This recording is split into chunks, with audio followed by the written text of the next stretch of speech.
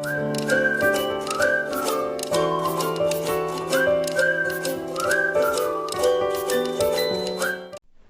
Friends, welcome to my YouTube channel marker point. आज की इस वीडियो में हम 3D ज्योमेट्री का बहुत ही important topic equation of a plane passing through line of intersection of two planes पढ़ने वाले हैं। ये हमारी वीडियो नंबर 10 है इस चैप्टर की। इससे पहले 9 वीडियोज़ हम बना चुके हैं और बहुत ही इंपॉर्टेंट टॉपिक डिस्कस किए गए हैं उन वीडियोज़ में। जिन्होंने वो वीडियोज़ नहीं देखी तो प्ले लिस्ट में जाके वो उसको देख सकते हैं। चलिए शुरू करते हैं। दो प्लेन है, एक का नाम P1 एक का नाम P2। हमने पढ़ा था कि दो प्लेन्स जब इंटरसेक्ट करते हैं तो क्या मिलता है, लाइन मिलती है, एक कॉमन लाइन होती है। उस कॉमन लाइन से पास करने वाले प्लेन की इक्वेशन के बारे में बात हो रही है।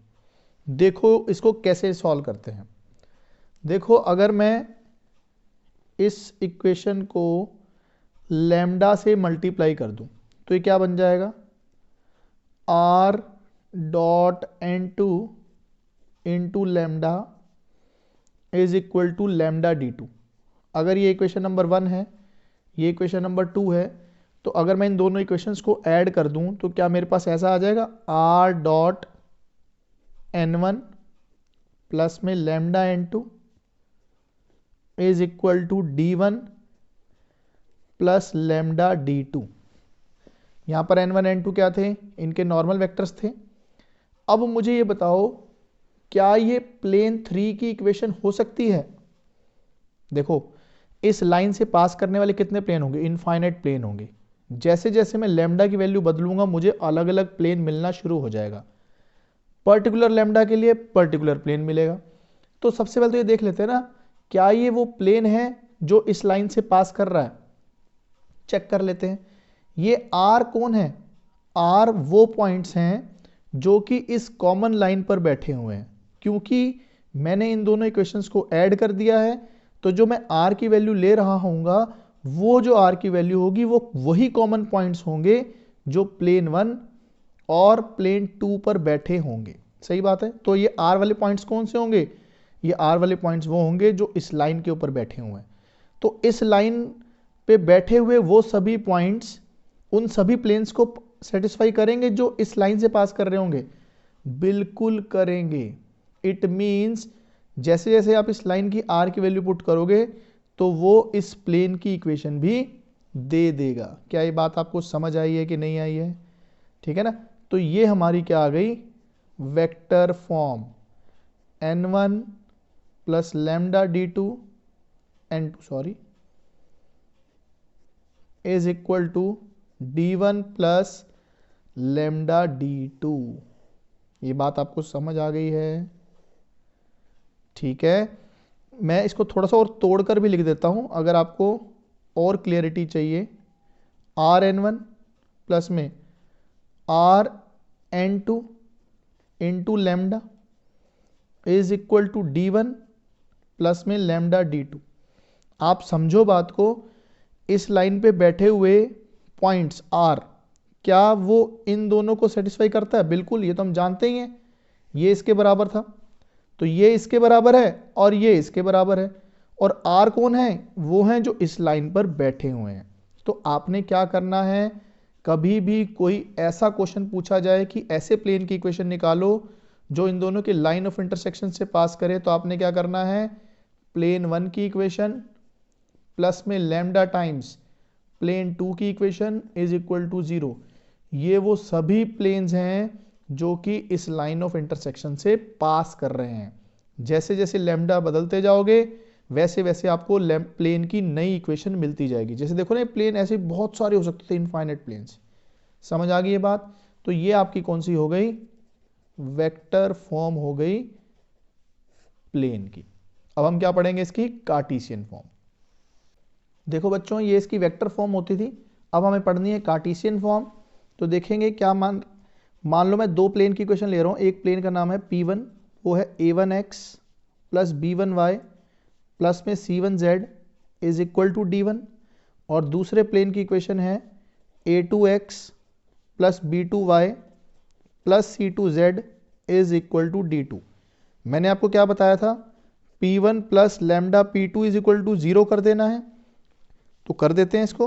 तो P1 ही आ गया हमारे पास, A1x plus B1y plus C1z minus D1 plus में lambda times A2x plus B2y plus C2z minus D2 is equal to 0।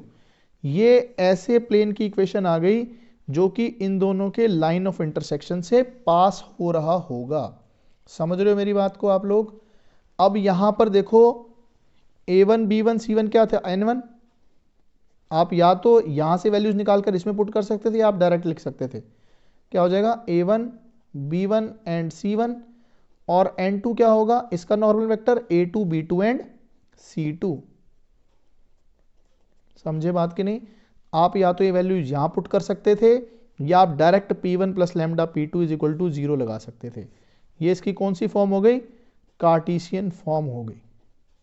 Cartesian form थोड़ी सी आसान है इसकी, तो क्वेश्चंस करते वक्त हम इसका यूज कर सकते हैं, ध्यान देना इस बात का, ठीक है। तो 2 क्वेश्चंस करेंगे इस टॉपिक पे, जिससे आपकी क्लैरिटी और बढ़ जाएगी इस टॉपिक की। चलो देखते हैं, क्वेश्चंस करते हैं। पहला क्वेश्चन क्या कह रहा है, find the equation of the plane containing the line of intersection of the planes. इन दोनों के लाइन ऑफ इंटरसेक्शन से पास करने वाला प्लेन, एक इंफॉर्मेशन और गिवन है कि जो वो प्लेन निकल कर आएगा वो इस पॉइंट से पास करेगा। समझ आ गई? पहले तो वो प्लेन की इक्वेशन लिख लेते हैं। तो वो प्लेन की इक्वेशन क्या होगी, P1 plus lambda P2 is equal to 0। ये बात समझ आ गई हमें। तो P1 क्या है यहां पर, x plus y plus z minus 6 plus में lambda times 2x plus 3y plus 4z plus 5 is equal to 0। ये बात आपको समझ आ गई है कि नहीं? अब इन्होंने क्या बोला है कि पर्टिकुलर वो प्लेन निकालना है जो कि इस पॉइंट से पास भी कर रहा होगा। तो इट मींस ये पॉइंट इसको सेटिस्फाई करेगा, करेगा कि नहीं करेगा? बिल्कुल करेगा। पॉइंट इसके ऊपर बैठा है तो 1 1 1 यहां पुट कर दो, तो ये कितना आ जाएगा, 1 प्लस 1 माइनस 6 प्लस में lambda times 2 into 1 3 into 1 4 into 1 plus 5 is equal to 0। तो सॉल्व करके कितना आ गया, -3 प्लस में lambda times 2 plus 3 5 plus 4 9 14 is equal to 0। तो यहां से 14 लैम्डा आ गया 3, इट मींस लैम्डा की वैल्यू कितनी आ गई, 3/14 आ गई। तो अगर मैं इस लैम्डा की वैल्यू को यहां पर 3/14 पुट कर दूंगा तो मुझे क्या मिल जाएगी, मुझे मिल जाएगी प्लेन की इक्वेशन, वो पर्टिकुलर प्लेन जो कि 1,1,1 से पास कर रहा था और इन दोनों के लाइन ऑफ इंटरसेक्शन से भी पास कर रहा था।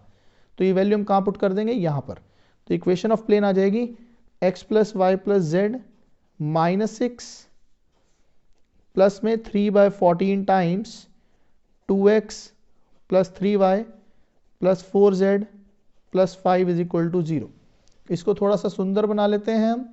सुंदर बनाएंगे तो क्या बन जाएगा, 14x plus 6x 20x, 14y plus 9y तो 23y, 14z plus 12z 26z, 14 into 6 कितना होता है, -84 प्लस 15 तो -69 इज इक्वल टू 69। ये आपकी फाइनल इक्वेशन निकलेगी किसकी, प्लेन की। ये बात समझ आ गई आपको? ठीक है, इजी क्वेश्चन था। जैसे जैसे आप धीरे धीरे करके इसको लिखेंगे आपको ये और अच्छे से समझ आने लगेगा। ठीक है, चलो लास्ट क्वेश्चन देखते हैं आज की इस वीडियो का। चलो देखो बेटा question, find the equation of a plane which contains the line of intersection of these two planes and which is perpendicular to this plane. ये जो इक्वेशन कंडीशन दे रखी है ये लैम्डा निकालने के लिए दे रखी है। समझ आ गई? जैसा पिछले क्वेश्चन में था, एक कंडीशन गिवन थी हमें। तो सबसे पहले तो हम क्या लिखेंगे, P1 plus lambda P2 is equal to 0। मैंने आपको बोला था कार्टेशियन फॉर्म में सॉल्व करना ज़्यादा आसान है, तो इसको कैसे लिखेंगे, x plus 2y plus 3z, है ना। तो x plus 2y plus 3z minus 4 plus में lambda times 2x plus y minus z plus 5 is equal to 0। ये वो प्लेन की इक्वेशन होगी जिसको हमें निकालना है। अब ये लैम्डा निकालना है, पर्टिकुलर लैम्डा।